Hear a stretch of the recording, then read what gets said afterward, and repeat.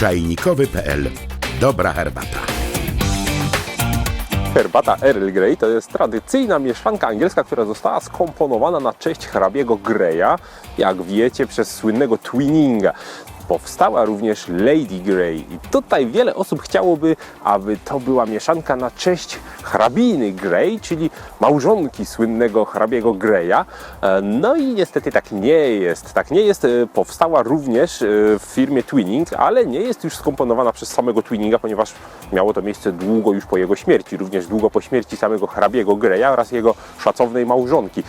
Miało to miejsce konkretnie w latach 90. ubiegłego wieku i jest to herbata zrobiona na skandynawski rynek. To jest ciekawe, ponieważ zwykły Earl Grey nie spodobał się tam jako zbyt intensywny, zbyt aromatyczny. Potrzebne było coś, co mogłoby być łagodniejsze, troszeczkę bardziej stonowane, więc firma Twining wymyśliła Lady Grey, gdzie dodano nieco mniej olejku bergamotowego, dodano niebieskie kwiaty, to już bardziej tak dla ozdoby. Był to oczywiście haber, czy bławatek, jak to się ładnie mówi, czy haber bławatek, bo chyba tak on się w ogóle nazywa botanicznie. Taka fajna nazwa, czyli nasz polski niebieski kwiatuszek, który widzimy w lecie wśród łanów zbóż, takie piękne, niebieskie. Bardzo lubię ten kwiatek, dlatego tak się nim zachwycam.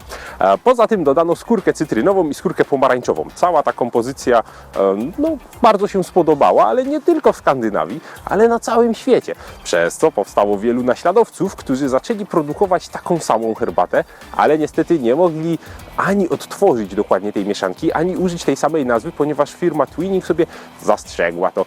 I tak powstał Earl Grey Blue, który możemy znaleźć już szeroko na półkach sklepów, produkowany przez różne firmy. Najczęściej nie ma tam innych dodatków niż właśnie jakieś niebieskie kwiaty. Najczęściej jest to wciąż haber. Jak znalazłem, nawet dodaje się czasem cykorii, a poza tym możecie znaleźć malwę, niebieski kwiat malwy, który wygląda dużo lepiej. Co do samego habra, to oczywiście właściwości prozdrowotne tej rośliny nie grają tu jakichś pierwszych skrzypiec, ponieważ dodatek jest niezbyt duży. Pamiętajmy jednak, że jest to herbata, która działa przeciwzapalnie właśnie przez obecność habra. Jeśli stosować by sam bławatek na oczy zewnętrznie, to jak przeczytałem, a bardzo mi się to spodobało, łagodzi podrażnienie oczu spowodowane długim przesiadywaniem przed telewizorem czy ekranem komputera, więc idealne dla internautów.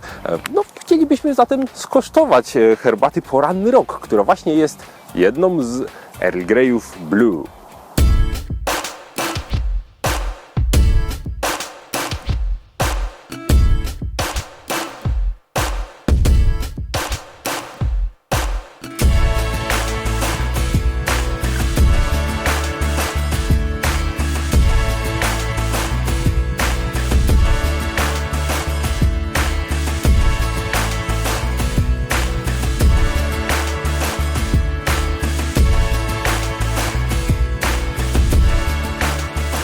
W tym naparze jest wszystko, co powinno być.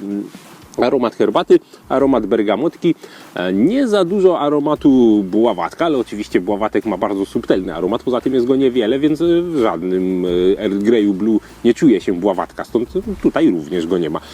Piłem dużo lepsze Earl Greye, nawet Blue, ale jak na taką średnią półkę to jest to taki tradycyjny, klasyczny przykład.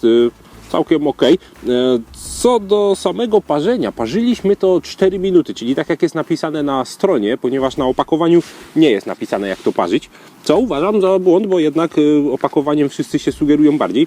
4 minuty parzyliśmy i się nie przeparzyło, więc to jest też ciekawostka, jest to herbata dość odporna na parzenie, można ją parzyć długo i powiedzmy nie trzeba aż tak pilnować czasu, bo nie zrobiła się cierpka i gorzka. Jest to herbata wietnamska albo cejlońska. Na stronie jest napisane, że jest to herbata cejlońska z bergamotką, a na opakowaniu, że wietnamska, ale z bławatkiem, nie z bergamotką. Bergamotkę się czuje, bławatek jest obecny. Tylko czy to Wietnam, czy Cejlon, nie wiemy. Trzeba by to uściślić, ujednolicić, żeby na stronie i na torebce było to samo. Warto na to zwrócić uwagę. To tyle z mojej strony. Co wy myślicie o tej herbacie? Jak wam smakuje i jak waszym zdaniem wypada na tle innych tego typu Earl Greyów Blue? Bardzo jestem ciekaw.